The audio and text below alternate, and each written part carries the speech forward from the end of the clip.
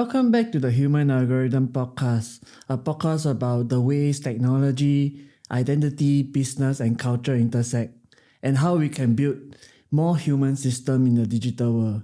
I'm your host, Sean Lim. So today I'm speaking with someone who has lived and shared an extraordinary story. Matilda Huang is a content creator across all your platforms that is available now. Your Instagram, your TikTok, and your YouTube. And she's also the founder of Sage Sorie, a small home business delivering beautifully curated cheese boards and sangria. On the surface, she's the embodiment of modern, creative, multi-hyphenate, basically someone who does everything. But beneath that is the public image of someone who has a deep personal journey through trauma, recovery, reinvention, and just pure honesty. But she has also faced unimaginable challenges like an ectopic pregnancy, which we'll get into later, that nearly took her life, image-based sexual abuse through deepfake technology, and constant online harassment as a creator. But she has never let those experiences define her.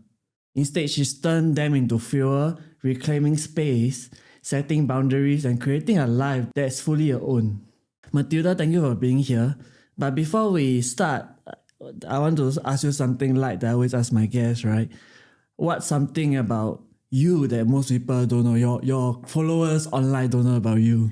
You know, like you say it's light, right? But to me, this was the question that I took the longest trying really? to figure out. I was like, who am I actually? Yeah. I went into like a deep identity crisis in that moment when I saw that question. But I would want to say, I think something that people don't really see, it could also be because of my Taurus rising sign. I'm just getting straight to No, I'm just kidding. But it's actually because I'm a very emotional person and I emote loudly and very proudly. And in that, I think sometimes people misunderstand my emotions a little bit because whenever I extend help or when I emote quite drastically, people get a little bit thrown off. But I think that's something that I've actually grown to love about myself. You know, I'm not naive, I'm not delusional. I just love and live loudly. But yeah, I think that's something that people might perceive and see of me that they view like, okay, it doesn't come off as authentic, you know. But I think to me, it's like just, this is me, like whatever you get online is what you get offline as well. Yeah, it shows through your content as well. Like everything you do, it's very just you, your personality shines through. I feel like that's the beauty about content, right? Because sometimes when you're a bit too performative, people can see right through it. Yes. But when you're just yourself, it's like, you're just another normal human, regular human figuring life out. That was like literally on my profile as well for the longest time. Last time it was like catch flights, not feelings. Yeah. But now What it's is it like, now? Now it's a regular human figuring life out. Okay. Yeah, because I think at the end of the day, that's all we are, right? Life is messy, humans are messy. Yeah. And it's never a linear path. And we wish it is, but it never works out that way. But yeah. Thank you for sharing. So, I want to get into something quite deep and personal for you, where you have experienced reproductive trauma and being a victim of deepfake abuse where your private and personal life was violated and made public, right? And that was a painful experience for you. But what has it taught you about resilience, and how do you protect your self-worth or your sense of self when the world feels like it's closing in on you?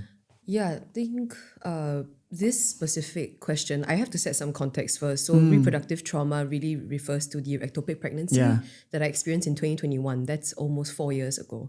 And regarding the deepfake abuse, that happened sometime in 2023. So it's a little bit more recent, about 2 years ago. But I think what I can share about these two experiences, actually I would say the ectopic pregnancy made me wake up from whatever dream I was living in, and made me aware of the true reality that's in front of us, that life is ephemeral and that life is so short. Why are you, worrying about the small things, the small problems, like, oh, this person is late and, you're already at the restaurant, like, so what? It's like, these things are so small compared to a health problem. And that made me very aware of how humans are, I don't know what's the exact word, but we are, so mortal and anytime human, right? Yeah, human algorithm. Okay, so it just made me feel so aware that humans are so fragile at Yeah. the end of the day. We are a speck of dust in the entire universe. Like, why not just live your whole life and live every single day as if it's your last? Not in the way where, you gamble everything and I'm not trying to encourage that, but I'm trying to encourage that. Like, why are we so afraid to live life? Why are we so afraid of the small things? Or what if they reject me? Or what if I don't get this job? So what? It's like everything in life is a experience or a lesson, and I take that 100% now based on my experience from experiencing the ectopic pregnancy.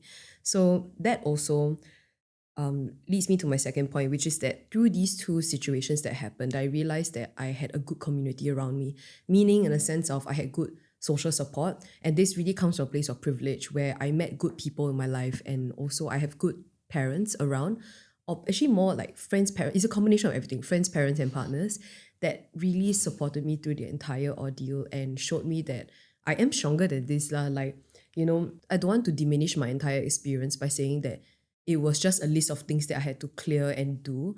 But at the same time, I also have to acknowledge that I had to really experience every single emotion, and it's very horrible. Like, let me try and think of one part. So for the ectopic pregnancy, right, when I found out that I couldn't claim it from the hospital, I had to deal with that remorse and the very like that grief of like, shit, now I need to spend 23,000 out of my own pocket Oh no. to clear this hospital bill.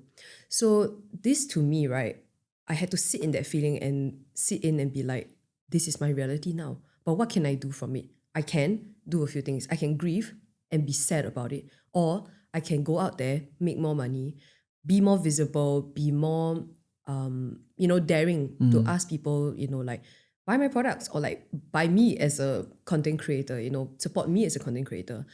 And I think that was the part where I realized that, okay, like this has happened, but what can I do about it? And what can I change about my current situation? I love that. Yeah, I love how you took control of that narrative. Also, again, going back to second point, right? It's because of the community that I had. It's like people, okay, my mom also a bit more tough love. Like, I'm not gonna lie. She's the kind where Asian be like, mums. she very Asian mom. So she told me like, girl, if you get through this, right, you're gonna be damn strong. Then I'm like, okay, babe, like, can you please don't like say. lend me the 10,000? You know what I mean? It's so crazy because she's a very hands-off kind of parent where it's like you go and experience life.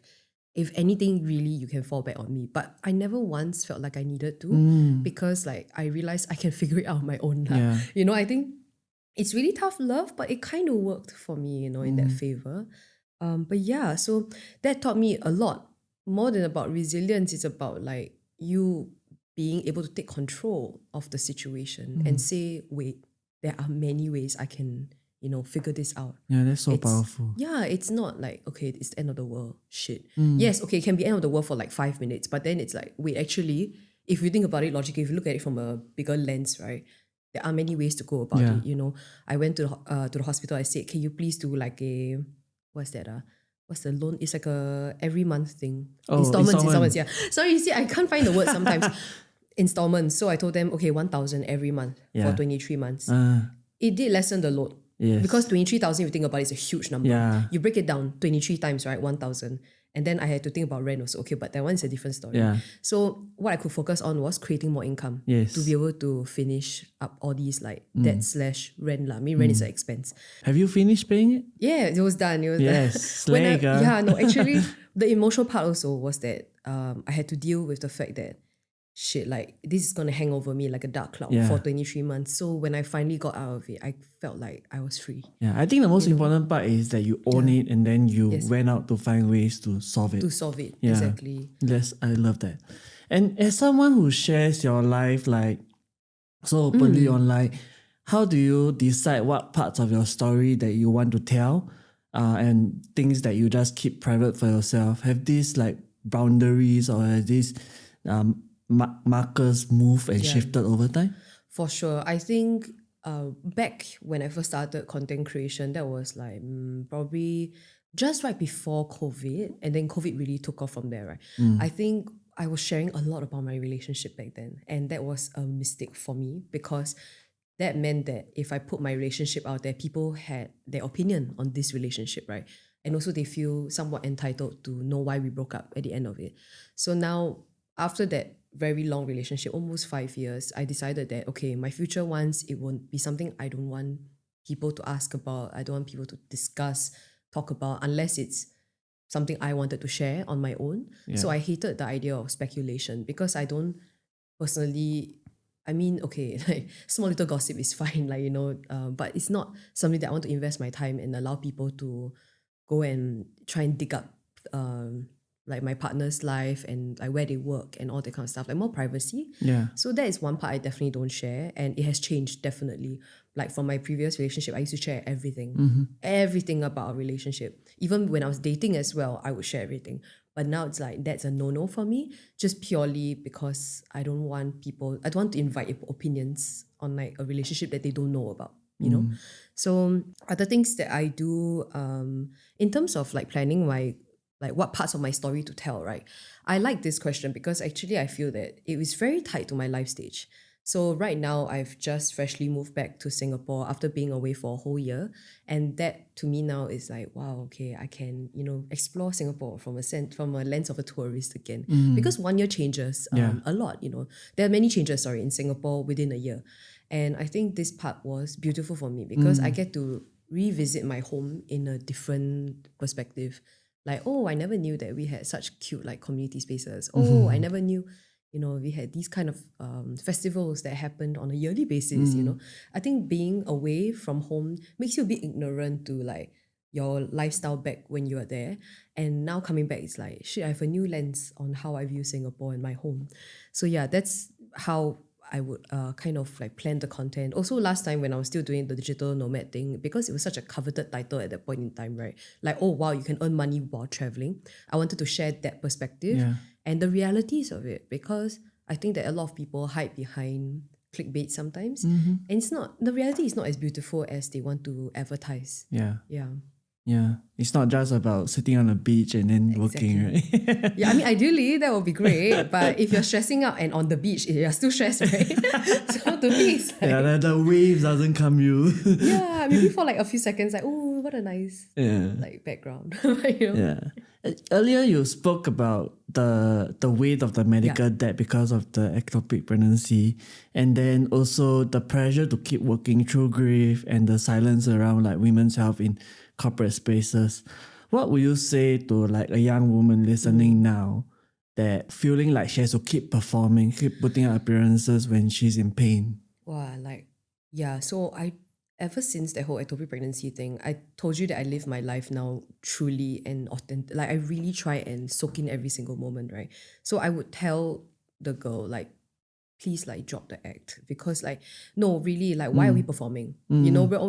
Why I live my life is for, like, the 8-year-old version of me when I was a kid and wanting to grow up, and the 80-year-old version of me who will look back at her life and see, shit, I've done so much. Yeah. So I think that you have to start living for you, all versions of you, right? And that's really the first step. I think another step is that I always told myself this: it's not a bad life, it's just a bad day or it's a bad month. So I think that honestly, most problems in life you can really work through it. Yeah. Okay, not There's always a light at the end of the yeah, but tunnel. not medical problems. I think that one's a bit more complicated, like Yeah. a different and also geopolitical like issues, right? If you are caught in a very unstable political landscape, that's very different. But I'm saying like most problems, like small problems that we encounter, like train breakdown, all these kind of very menial things, right? I think it can be worked through, Okay. and it's really not a marker for bad life. Yeah. Yeah, that's beautiful. And the internet is such a big space and such a great platform because it's where we make our money, right? Where we Yes. earn an income from. But it also gives license to others to harm, to write bad comments, troll comments. Yeah. And for yourself, you've been targeted by cyberbullies, AI generated abuse and trolls. What changes do you want to see from the platforms and from society at large? Yeah, I think definitely at the platform level, right, there are a lot of things that we can still work on, such as authenticating our audience and whether or not like they are of age to be viewing such content. We don't want to breed a younger generation of people who, have negative sentiments over a certain topic just based on the internet. So I think definitely some controls can be put in place, some guardrails. Also, if the platforms can allow me to block more words, that would be fantastic. Yeah. Very ideal situation, unlimited words for me to Yeah. block, but maybe they cannot also, the computing power cannot like handle The it. best thing is to not read the comments. That's true. Yeah. Also have more moderators as Yeah. well. Like hopefully the platforms are able to invest in more moderators who can identify like the gray areas in terms of online harms. And then in terms of the society at large, right? Is it very hard to ask for a kinder society? Is it something that I have to scream from the mountaintop to ask for? I'm not so sure. But I think it really starts from the people that we surround ourselves with and also the kids in school, right? What is on their algorithms, and are we able to kind of teach them how to navigate the online space in a online etiquette class, or like maybe media training even from the start, or like maybe media literacy. I think that would be more the broader view. Reading between the lines of different contents and what it's trying to tell you, or the message is trying to convey, the deeper messages. So I think that can definitely be something that we can start at, and I'm sure there are some things already in place. But yeah, I would think and encourage that people look within themselves to be kinder and to find empathy lah. Definitely. And like for me, like just sharing my queer journey online, it's getting it has a lot of trolls, there's a lot of like people saying nasty things, but Yup. you know, I just ignore all of that, and I think a lot of things what people say online, they don't dare to say to you in real life. They don't dare to say to you face to face. I once challenged a troll, like, if you want to talk about this, we can get a coffee and then you tell me face to face. Yeah. And obviously they didn't want to, whatever the account is. So I think it's a lot also like we try not to read the comments, but we also try to, you know, put things out there that actually impact people. Yeah. Yeah, for sure. I think also if there's some way to hold accountability to these bullies, that would be great. But yeah, I mean, that is just like very idealistic lah. I mean, I think what we can work on today is really just like being kind on our own, and hopefully this kindness inspires and spreads. But yeah, also for people who are bystanders to shut down these conversations. You know, I think that's allies, something. right? Allies just be like, hey, that's not cool lah, guys. Like, can we not talk about this person in this way? You know, it's not something that they can help with about themselves. Yeah, I think having a good social circle once again. You also previously described how your ectopic pregnancy changed your relationship between your partner and yourself. How did you begin the process of like rebuilding trust, both in your body and your capacity to receive love again? I will be very honest with you. For this one, right, I went through like a few stages of grief about the fact that what the hell, like I cannot even hold a baby in my like uterus. Like, am I not woman enough for that? It really made me feel crazy. Like, is something wrong with me? You know what I mean? How come women can have like perfectly happy pregnancies, but I'm like not? And then after I get to this part, I also need to take into consideration my then partner's feelings, right? And I rejected him like many times on any advances. And this is me being very, very honest. I think this actually did impact our relationship eventually and led to why we broke up in the end. But I would want to, you know, take some learning points from this, right? It's that I didn't exactly like get help as well to try and figure it out and try and understand why things are a certain way. And that is definitely something I can take accountability for. But past that, I would say that it really took me, you know, wanting to love myself again and realize that, hey, you know, I'm still alive. And like, I possibly still, there are options to have kids next time in the future that may not be natural. It could be like the IVF ways, or it could be other ways. There are many different... Adoption. Yes, of course, yeah. There are many other ways to be a parent, and I didn't want to beat myself up too much over it. So yeah, getting through these different stages of grief, it took time, a lot of time. And I think for me, in my new relationship now, where we've been together for about 2 years, I did mention all of this like from the start. It's like, yo, I'm going through this. I'm just being very honest also, like, I'm going through this, and it's gonna be something that may come up in the future. So I hope that, you know, you can support me through it lah. So it's very, I think it comes from an honest place, like, hey, I need your support for sure, like next time down the road. And I think, yeah, this communication helped with, you know, the way we dealt with like other milestones along the way lah. So yeah, I think there is no linear, like there's no playbook, like when this kind of situation happens in your life, like, you find out you're pregnant and then later it's like, oh, nope, sorry, baby's dead. Like you cannot survive in this environment. So it's hard, but at the same time, it's also like trying to be honest with yourself. Like, okay, how can I get through this? Like I can seek help for sure. I can figure out there are other resources out there. There are other women as well who have been through this before.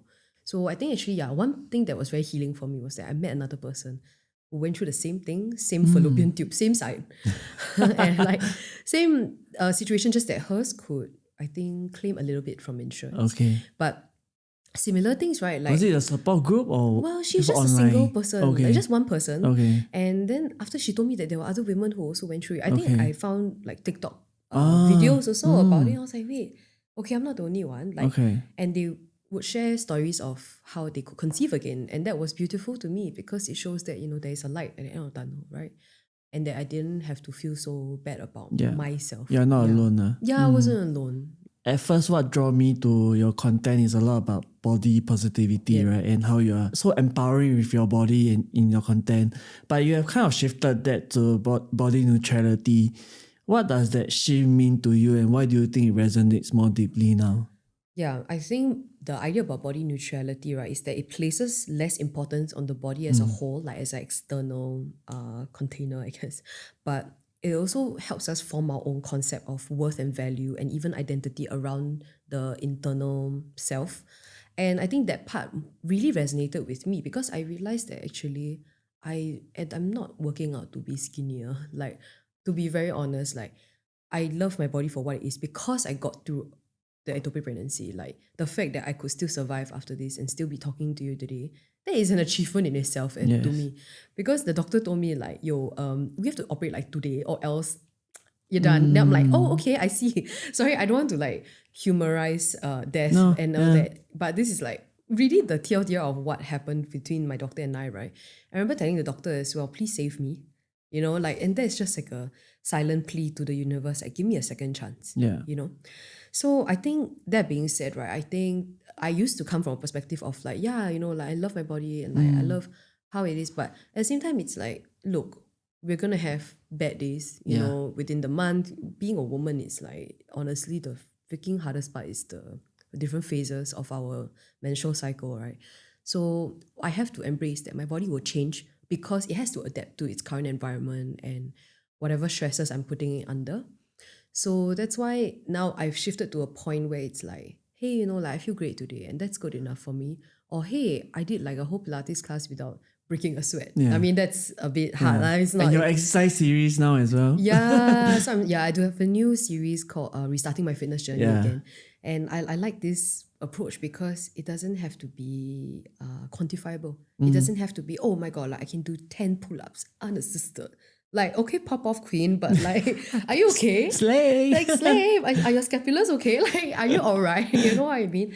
And I think there is a lot more space now in the wellness, like landscape, right? Where wellness is I not think it's just more diversified, more inclusive now, where different people, different body, types can fit in and still stand out. 100%. And like, since when was wellness ever exclusive, right? So yeah, I like that.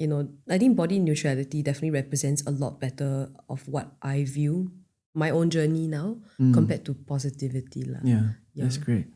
And just now I called you a multi-hyphenate, right? And you do so many things. You are content creation, home business, job, and your own healing as well. How do you structure your days to protect your own energy? And I think you were also a little bit sick before the podcast earlier this week as well. So what does a sustainable creative life look for you right now? Yeah, wow, okay. Are you ready to make a real impact?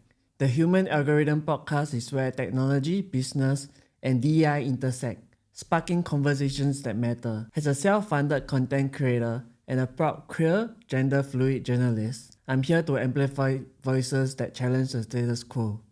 But this journey needs your support.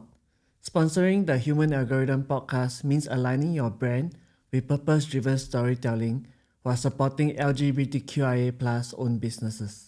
Your sponsorship helps fund vital projects, including speech therapy for my daughter, podcast hosting, and raising awareness for inclusive mental health care. Let's collaborate to drive meaningful change. Reach out to me via email, socials, and my Substack. I think I was very inspired by your previous post, I think, talking about systems, right? And that made me relook as well as to what the hell am I doing, you know? Yeah. Like, I am trying right now because I just moved back from like wherever I was, right? To be kinder to myself, at least for the first 3 months that I'm here, because obviously trying to get straight back into a routine is going to be a little bit difficult.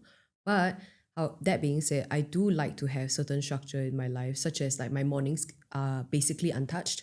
My mornings between like 8 to 11 a.m. are during the time where I'm very, very hyper focused on whatever I'm doing. That means like it could be emails, it could be like pitching for anything. And then I break for lunch. And then after that, I actually go into a more like, not really take a backseat kind of space, but more so like editing stuff, like the things that I require a lot more hands-on, like for me to touch and like do. And I try and also have some time where I'm outside, at least like for a meal or at least going out to the park or walking home after dinner, something like that, just so I have like some sense of like the universe, Yeah. right? But yeah, I think that being said also, I have a lot of trackers that I have at home, like on Notion, where I have all my different series and what I have, like a edit list and a series list, like what has gone live, what hasn't. Eventually also, I think maybe in a month or two, I will look back at all these things and do an analytics for all of the things that have gone out. So I think it's more of trying to juggle like and create spaces in time where I can be creative, but then also create spaces where it's like a routine, like something that is predictable, you know? So having that balance of like predictability and then unpredictability, it sort of helps in some sense. Yeah. Because as creatives, right, if we don't do something, we'll feel stuck. Yeah, that's Then right. you'll feel jammed up. And you're like, shit, now what am I gonna do? Like, should I like I'll feel so burnt out, I'll feel lost, you know, that kind of thing.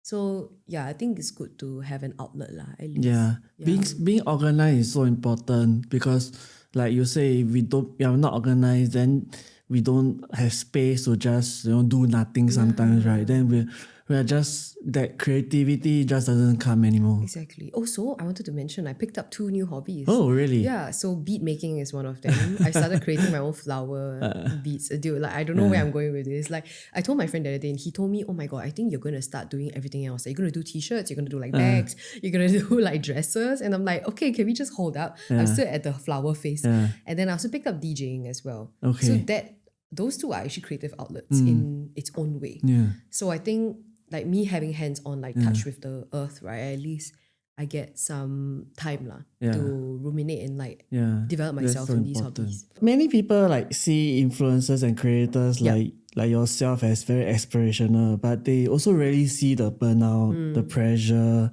or the fear of being misrepresented. What part of this journey that people don't see but need to understand? Okay, I think, and this is really firstly acknowledging being a content creator is one of the most privileged jobs in the world. We really are our own bosses. We have all the time in the world, and just being yourself and being able to monetize this, right? I think is crazy, especially in 2025 now. But also sharing the other side, right? There is no playbook to success. There is really no person that can be your mentor who has been doing this unless you ask like Oprah Winfrey. But that's why she got no time for you. But like, you know what I mean? There is no like proper role model unless there is someone that you also kind of try and idolize and like, try and understand their playbook. But then again, everyone is so unique that it might not work for you. And I just think that like as a creative, right, you really have to, you're your own boss. Everything is on you. Accountability, responsibility, actions taken, everything is on you. And I think that's something that maybe people don't really see. Maybe sometimes you can outsource certain parts of it, like maybe management and stuff. But then again, it still comes back to you. It's your reputation on the line. It's your human relationships on the line. So it's an incredibly personal yet social job that, it takes a lot of mental effort to do so lah. So I would ask like, hopefully if people are friends with content creators, give them the time and space to like work it out because their life is really their content. Yes. And yeah, I mean, unless, whatever they say is on the line, you are publicly accountable for everything that you say. So yeah, I think that's on one side of like how people can, you know, support content creators. On the other side, as a creative, I think you have to be conscious of how you're spending your energy, because your energy is honestly your currency. Like, remember I told you how last week I was just so damn tired. Yeah. Like, I went to so many events, you know, and like realized, damn, like, what was this all for? You know, like, was it for my benefit also? Or like, was there, how to say, like, was I happy after doing it? Maybe, maybe not, you know what I mean? So being conscious of that energy is something that I think people often overlook, especially because like, oh my God, I'm so enthusiastic. I'm going to do this, I'm going to do that. But it's like, babe, do you have the energy for it or not? Like, honest, you know, like be honest with yourself in that sense. So yeah, I think those are some parts that people don't receive, but hopefully can learn to understand. Yeah. Yeah. Let's end with this, you know. Okay. If a younger version of yourself was listening to this podcast, maybe the version of who just got her first hate comment or just found out about diagnosis, what would you want to say to her? What kind of future you want to believe? We want her to believe it's possible. This is a bit like the, you know, coffee in my younger self kind of question. Coffee again, sorry? Coffee in my younger self. Oh, Yeah, the trend. yeah. Yeah. Wow, okay, yeah. So I did another post the other day about this, right? Yeah. The different versions of myself. And I think we have so many different versions of ourselves that we need to thank for getting us to this point where we are today, right? And I would say, especially for the hate comment one, I would tell her to ignore it actually. Because why are you letting these people into your headspace? You know, it's like they don't matter. They don't know you, you know. So I would tell her that, like, really, if you possible, pick up a new hobby and then focus on that instead and do something else compared to looking through all the comments. I would look through a lot of it last time. It's quite bad. Like last time there was like some forums that had many pages discussing my body, right? So these kind of things you cannot help but be like, oh my God, I'm very capable, I want to know.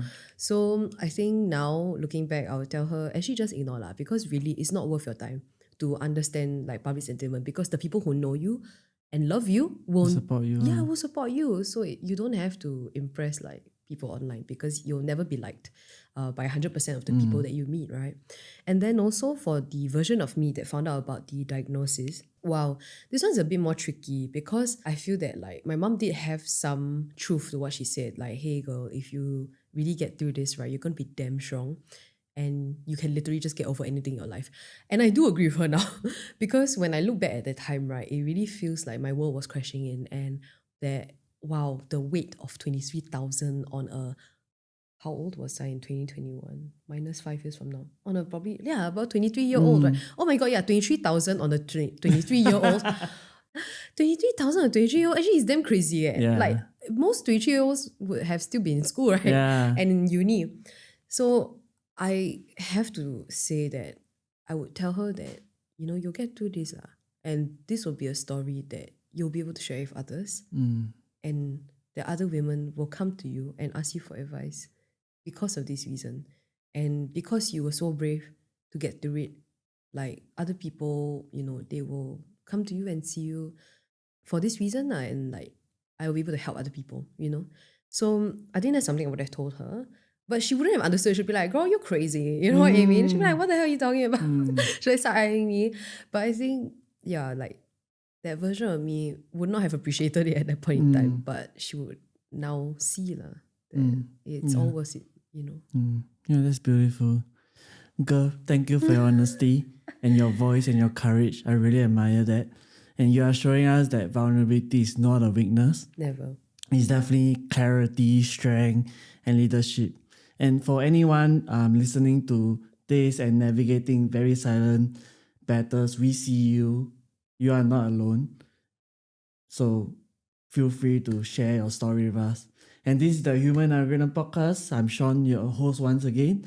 And until next time, take care, be kind, and live on your own terms. Bye.